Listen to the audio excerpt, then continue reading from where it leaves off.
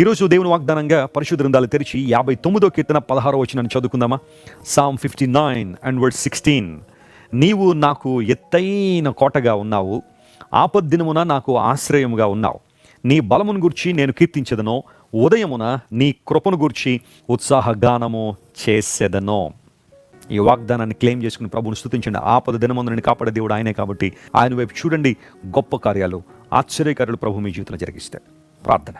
ప్రేమగల తండ్రి, ఆపద దినమందు మాకు తోడుగా ఉండే దేవుడు, ఎత్తైన కోటగా ఉన్న దేవుడు కనుక నీకు స్తోత్రాలు. నీలో మాకు భద్రత ఉంది, నీలో మాకు క్షేమం ఉంది, నీలో మాకు కావలసిన ప్రతి ఆశీర్వాదం ఉంది ప్రభువా.